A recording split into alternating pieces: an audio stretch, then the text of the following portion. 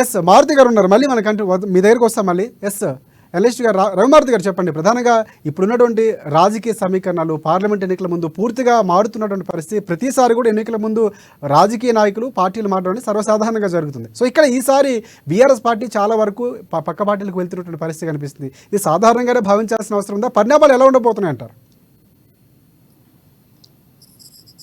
BRS party ఖాళీ అవటమా, లేకపోతే మళ్ళీ అధికారంలోకి రావటమా, ఉద్యమ పార్టీనా, కేసీఆర్ ఈ 10 ఏళ్ళు ఎలా చేశారు పరిపాలన, ఇవన్నీ కూడా ఇవాళ మన దేశంలోనూ వివిధ రాష్ట్రాల్లోనూ పార్టీల్లో జరుగుతున్నటువంటి ఈ కప్పగెంతులు ఎలా ఉన్నాయి, ఇది బీఆర్ఎస్ కూడా తెలుసు. గతంలో అనేక మంది ఉద్యమానికి వ్యతిరేకంగా మాట్లాడిన వాళ్ళని, సమైక్యవాదుల్ని పార్టీలో చేర్చుకొని వాళ్ళకి మంత్రి పదవులు ఇచ్చి ఎమ్మెల్యేలు చేసినటువంటిదంతా కూడా వాళ్ళకి తెలుసు.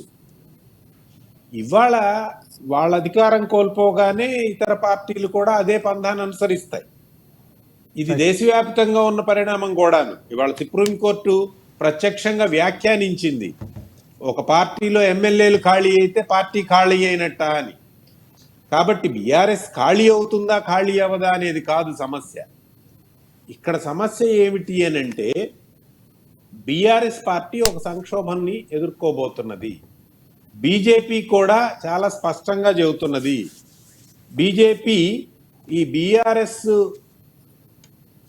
ఖాళీ అయ్యి ఒక వాక్యూమ్ వస్తే అది మొత్తం నేను ఆక్రమించుకోవాలి అనే పథక రచనలో బీజేపీ ఉన్నది.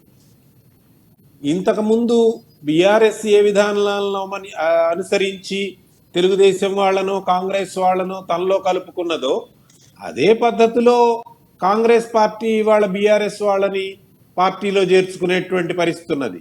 ఇవాళ దానం నాగేంద్ర ఒక్కడే కాదు, అనేక మంది, ఇప్పుడు పట్నం మహేందర్ రెడ్డి, సునీతారెడ్డి, రంజిత్ రెడ్డి, అందరూ అట్లా అధికారం కోసం ఇటు నుంచి అటు, అటు నుంచి ఇటు మారదలుచుకున్న వాళ్ళంతా మారుతున్నారు. రైట్. దీన్ని మనం అర్థం కావాల్సిందే గాని దాంతో పార్టీలు ఖాళీ అయిపోతాయి అంటే అవ్వచ్చు కూడా. రైట్ రైట్ రైట్ రైట్ రవిమారుతి గారు